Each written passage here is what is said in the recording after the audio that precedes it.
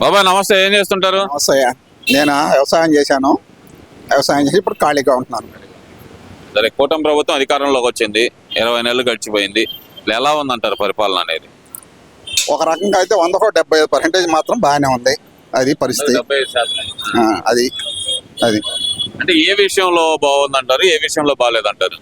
ఏ విషయం అంటే కొన్ని విషయాల్లో బాగాలేదు, కొన్ని విషయాల్లో మాత్రం బాగా. ఏంటి? అంటే ఈ పథకాలు కానీ ఇవి కొంతవరకు అయితే బాగానే ఉండవు. అది నెక్స్ట్ ఏదైనా ఒక తప్పు చేసిన వాడిని ఎమ్మటే తీసుకెళ్ళి లోన్ అయ్యాలా, అది జరగట్లేదు. అది అదేం జరగట్లేదు అంటారు ఏంది? అన్యాయంగా రెడ్ బుక్ పెట్టేసి మమ్మల్ని అందరిని ఓవർക്ക് అరెస్ట్ చేస్తున్నారని చెబుతుంటే వాళ్ళు అట్నే చెప్తారు, కానీ అక్కడ జనంలో ఉండాలి కాబట్టి. అది మరి వైసీపీ నాయకులు చెబుతున్నారు కదా, ప్రతి ఒక్కళ్ళు మా మీద అన్యాయంగా కేసులు పెట్టారు. అటు ఏదైతే కనుక కొడాలి నాని దగ్గర నుంచి ఇటు చెవిరెడ్డి దాకా వరుసను పెట్టి అందరిని అమాయకులను అరెస్ట్ చేశారంటున్నారుగా. అమాయకులు అరెస్ట్ చేశారు, జనాలు అందరికీ తెలుసు. అమాయకులు ఎవరో నాయకులు ఎవరో అందరికీ తెలుసు. అది పరిస్థితి. అది ఇప్పుడు అంబటి రాంబాబు విషయమే తీసుకుందాం బాబాయ్. ఆయన అసలు అమాయకుడు అంట, కాపు టైగర్ అంట. అలాంటి ఆయన అరెస్ట్ చేయడం అంటే ఏంటి అనుకుంటున్నారు మీరు అంటున్నారు కదా. మరి ఒక ఎమ్మెల్యే ఉండే ఎమ్మెల్యే స్థాయి నుంచి ఆయన ఎమ్మెల్యేగానే మాట్లాడాలా. అది ఇంకంతకంటే దిగజారి మాట్లాడితే ఇంకా దానికి ఎవరేం చేస్తాం. అది ఒక ఎమ్మెల్యే స్థాయి, ఎమ్మెల్యే దాని పద్ధతి ఫార్మాలిటీగా మాట్లాడాలి. అది అంటే నేనేం తప్పు మాట్లాడలేదు అంటున్నాడు అంబటి రాంబాబు. మరి తప్పు మాట్లాడకపోతే మరి జైలు కింద పోయాడు. అది రెడ్ బుక్ వల్ల జైలుకి వెళ్ళా అంటున్నాడు. రెడ్ బుక్ అంటే అందరికీ రెడ్ బుక్ వస్తుందా? సరే, తప్పు చేయనివాడు ఎవడో ఇక్కడ పబ్లిక్ చూస్తుంటారు కదా. అది దాంట్లో ఇదేం లేదు కదా. ఇప్పుడు నేను గవక్క నేను అరెస్ట్ చేసి నీ మీద నాకేదో పర్సనల్ కేసు నేను అరెస్ట్ చేస్తే అది జల్లదుగా. అది ఆంధ్రప్రదేశ్ లో అటు సంక్షేమం లేదు, ఇటు అభివృద్ధి లేదు, మొత్తం సంక్షోభమే అంటున్నారు. అది ఎంతవరకు నిజం అనుకోవచ్చు అంటారు? అవి అన్నీ పిచ్చి మాటలే. సంక్షోభం లేదు, ఏమీ లేదు, అన్నీ బాగానే ఉన్నాయి, బాగానే నడుస్తున్నాయి. అది అదేంటి మొత్తం అసలు ఈ రాష్ట్రంలో ఏమి లేవు అంటున్నాడు కదా జగన్మోహన్ రెడ్డి. పదే చెబుతుందే అది కదా ఆయన. మరి ఆయన పరిపాలన అప్పుడు లేవు కాబట్టి ఇప్పుడు లేవు అనే చెబుతాడు ఆయన, అంతే. అది అది మీరు ఆ మాట అంటారు ఏంది? ఇక్కడే ఇప్పుడు ప్రధానంగా చూసుకుంటే కనుక జగన్మోహన్ రెడ్డి చెబుతుంది రాష్ట్రంలో అభివృద్ధి లేదు, సంక్షేమం లేదు అనే మాట ఆయన గట్టిగా చెబుతున్నాడు. మరి అభివృద్ధి సంక్షేమం లేకుండా ఎట్లా నడుస్తుంది? అది అభివృద్ధి అనేది అభివృద్ధి జరుగుతూనే ఉంటుంది, సంక్షేమం జరుగుతూనే ఉంటుంది, దేని లెక్క దాన్ని జరుగుతూనే ఉంటుంది.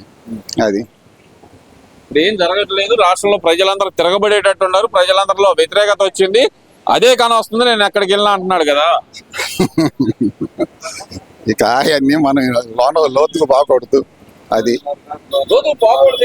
ప్రజల్లో వ్యతిరేకత ఉందంటున్నారు కదా, నిజమా? అవపడుతుంటది కదా. అది ప్రజల్లో వ్యతిరేకత ఉంటుంది, అవపడుతుంటదిగా. అది పరిస్థితి. వ్యతిరేకత లేదంటారా? ఇప్పుడే బాబాయ్ కూడా చెబుతున్నాడు, మీ పక్కన ఆయన కూడా చెబుతున్నాడు, చంద్రబాబు నాయుడు గారు ఆ చర్యలు తీసుకోవట్లేదు, ఈ చర్యలు తీసుకోవట్లేదు, అరెస్ట్ చేయట్లేదు అనే మాట బాబాయ్ కూడా చెబుతున్నారు కదా. అది అందరికీ అందరి మనసులో ఉన్నదే, ఇంకా ప్రత్యేకంగా చెప్పాల్సిన పని లేదు. తప్పు చేసినాడు ఎప్పుడైనా జైలు పోవాలి, తప్పదు. అది అది ఇప్పుడు ప్రధానంగా చూసుకుంటే కనుక మరి అసెంబ్లీకి జగన్మోహన్ రెడ్డి ఎందుకు వెళ్ళలేకపోతున్నాడు అంటారు? పచ్చిపిల్లగాడు బడి పోవాలంటే అక్షరాలు రానాడికి రాదుగా, మరి బడి పోవాలని పోవాలిగా. జగన్ గారి పరిస్థితి. ఆయనకి ఏ సమస్య మీద ఆ సమస్య దాని పరిస్థితి ఏందనే విశ్లేషణ ఉండదు. లేదు, విశ్లేషణ లేకుండానే విశ్లేషణ లేకుండానే 3 గంటలు 4 గంటలు ప్రెస్ మీట్లు పెడుతున్నారు ఆయన. మరి ప్రెస్ మీట్లు నేను చెప్తా ఉంటే మీరు రాసుకుంటారు, ఇక అంతే. దానికి ఎదురు ప్రశ్నించే లేదు, గాడ ఎదురుగా ప్రశ్నించేది లేదంటారు, అంతే. లేదు అది అది అందుకే వెళ్ళట్లేదా? లేదంటే కనుక నాకు ప్రతిపక్ష హోదా ఇస్తే కనుక మైక్ ఇస్తారు, మైక్ ఇస్తే కనుక గడగడలాడిస్తాను నేను అంటున్నాడు కదా. మరి ఇప్పుడు సీఎం ఉన్నప్పుడు చేశారు కదా, ఇప్పుడు అందుకంటే ఇంకా గడగడలాడిచ్చేది ఏముంది? అది అది మరి ఆయన అంటుంది ఏంటంటే 3 సంవత్సరాలు ఆగి, అంటే ఇంకొక సంవత్సరంన్నర ఆగి నేను పాదయాత్రకు వస్తాను, ప్రజల తరపున పోరాటం చేస్తాను అంటున్నాడు కదా. మరి పాదయాత్ర అప్పుడైనా చేయొచ్చు, ఎప్పుడైనా చేయొచ్చు. సంవత్సరాలు అయింది, ఇప్పుడే చేయొచ్చు కదా.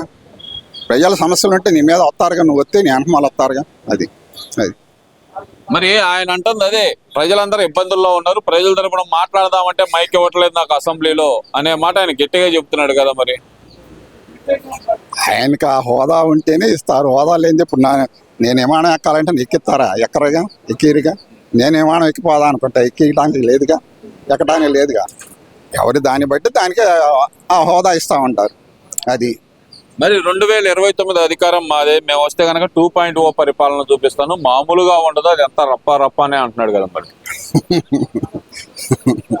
పోయినసారి చేసాడు చూసాం కదా, అది ఇంకా అంతకంటే ఇంకా చేసేది ఏమన్నా చూసేది ఏమన్నా, అది అంతకంటే ఇంకేం ఉండదు అంటారు లాస్ట్ టైం కంటే. ఏం లేదు. లేదు మామూలుగా ఉండదు, ఈసారి మాత్రం చాలా దారుణంగా ఉండింది, మీ అందరిని అంతు తేలుస్తాను అంటున్నాడు కదా. అయ్యా అది అది ఆ?